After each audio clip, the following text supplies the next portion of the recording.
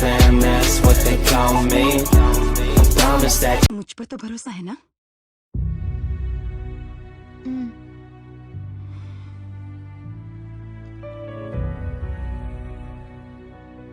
इसे कभी भी खोना मत।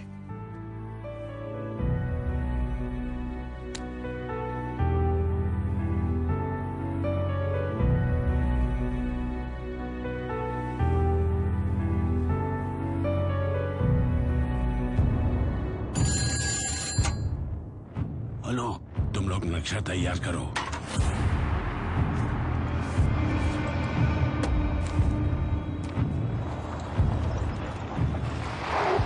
ये लो नक्शा। वहां जाने के बाद हमारा कांटेक्ट टूट जाएगा। इस नक्शे में सिर्फ आधी इंफॉर्मेशन है, बाकी तुम्हें वहां जाकर खुद पता लगाना होगा। जब तुम्हारी तैयारी हो जाए मुझे एक सिग्नल देना।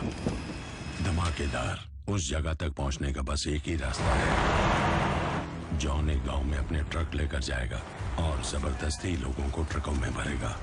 तुम्हें बस उस ट्रक तक पहुंचना है। याद रहे वो गांव चारों तरफ से ट्रेन किलर से घिरा हुआ होगा। तुम्हें उन्हें पार करना ही है।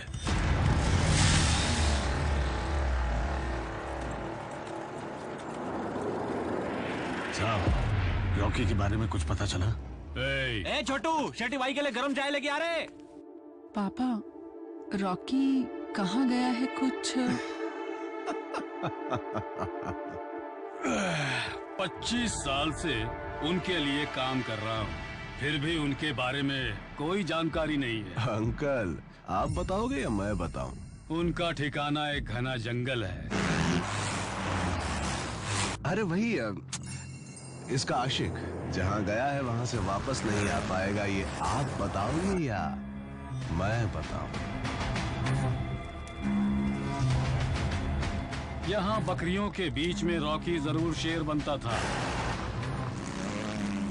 लेकिन उस जंगल में वो सिर्फ एक मेमना है।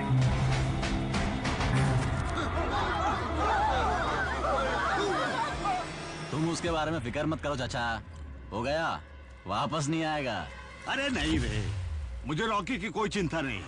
जाने से पहले बच्चों को पेड़ा खिलाकर गया था, उन्हें बड़ा मस्त लगा। वो कहाँ से खरीदा था बस यही पूछ रहा था। तू उसकी फिक्र मत कर, उसके बारे में आपको पता है ना साहब।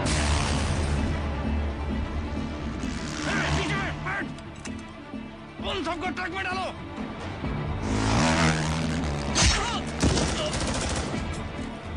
कोई तुम लोग की तरफ आ रहा है? हमारी तरफ आने दो, उसको बाहर नहीं जाने देंगे। अबे बाहर नहीं जा रहा है, ये अंदर ही आ रहा है। क्या? वो एक बार पटरी पकड़ ले तो बस रुकता भी नहीं, झुकता भी नहीं।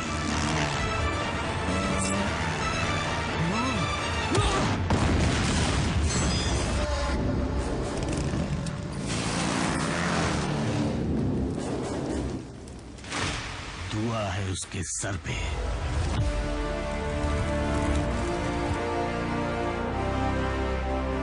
न जाने किसका खून है, जिद्दी।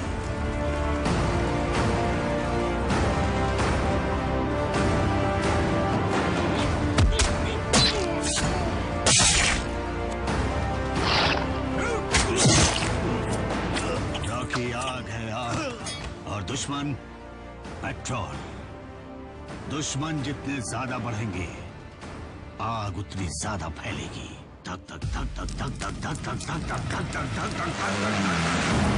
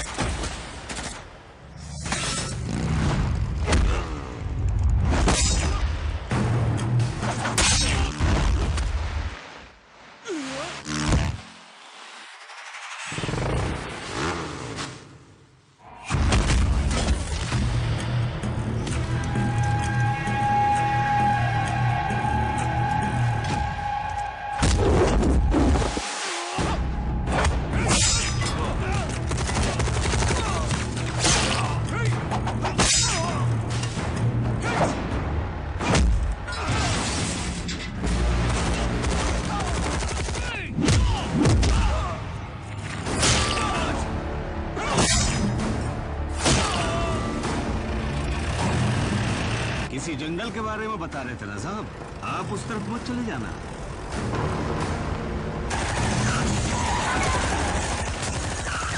खुदा की कसम,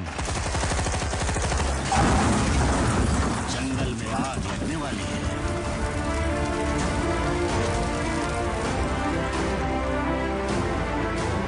साहब, चाय ठंडी हो गई। और छोटू, मलाई मार के गरम चाय लेकर आ। आज बच्चों को पेड़ा खिला ही देता हूँ। असलम, कहाँ मिलेगा ये पेड़ा? चलो अंदर चलो।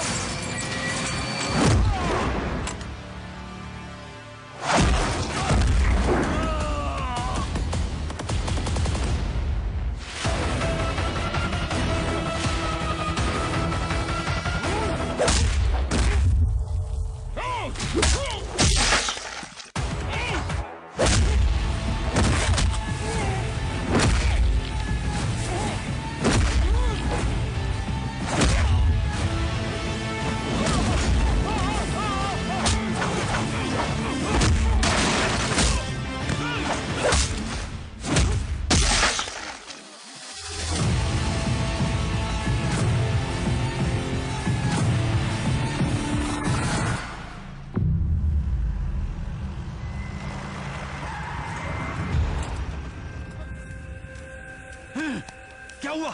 किसने किया? एक आदमी।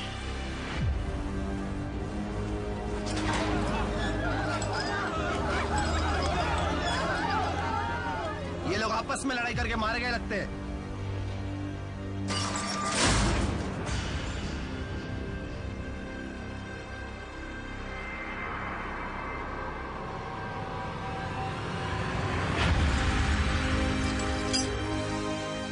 पहले ट्रक को यहाँ से निकालो, वहाँ इंतजार कर रहे हैं। निकल पड़ा, लेकिन उसे नहीं पता था कि वो किस रास्ते पे जा रहा है, जाके कहां पहुंचने वाला है।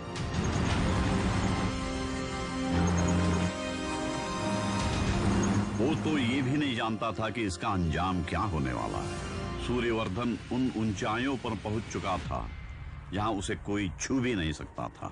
लेकिन जिस दिन वो गिरा, उसके वारिसों की आवाजें उठने लगी। बहुत मेहनत से तूने ये साम्राज्य खड़ा किया है। उसे चुनना था। बोल, तेरे बाद गद्दी पे कौन बैठेगा? बेटा गरुड़ा या भाई अधीरा? अधीरा!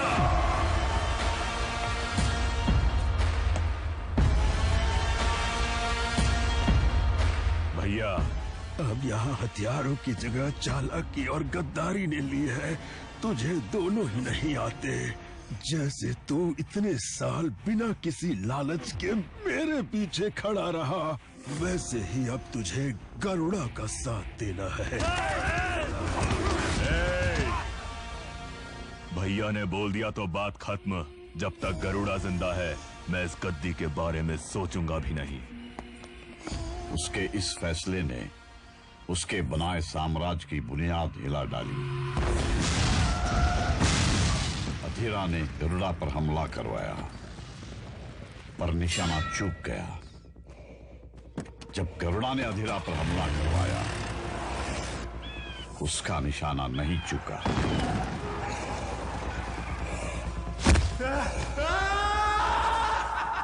गरुड़ा पूरा साम्राज्य अपने अधिकार में लेकर उसे अपने अनुसार चलाने लगा। वो जानता था कि कई लोगों की निगाहें केजीएफ पर हैं। इसके बावजूद उसने कसम खाई कि जब तक उसका बाप जिंदा है वो चुप रहेगा।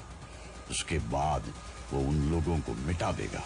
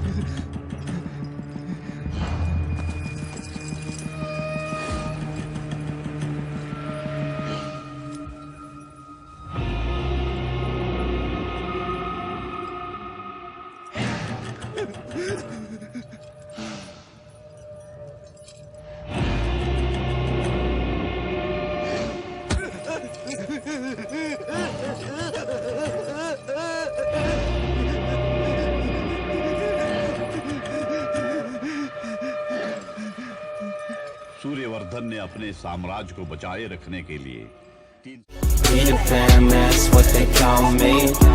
I promise that you never be